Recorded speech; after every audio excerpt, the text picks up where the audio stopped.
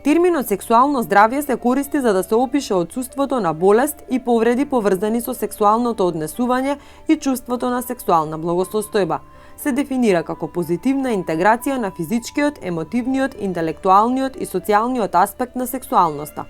Сексуалноста влијае на мислите, чувствата, интеракциите и однесувањата меѓу поединците и ги мотивира луѓето да пронајдат љубов, контакт, топлина и интимност. Сексуалноста може да биде изразена на многу различни начини и да биде тесно поврзана со средината во која живеат луѓето.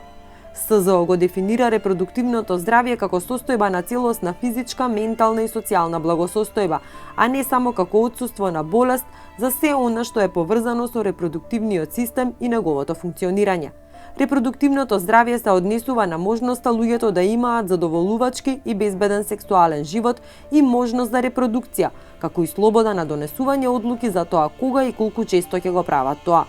Човековата сексуалност е природен дел од човечкиот развој во текот на сите фази од неговото живење и се однесува на сексуалниот идентитет и сексуалните чувства. Сексуалната активност е сосема нормален дел од животот на луѓето. Репродуктивниот период или фертилитет е период кој се поврзува со возраста на жената од 15 до 49 години.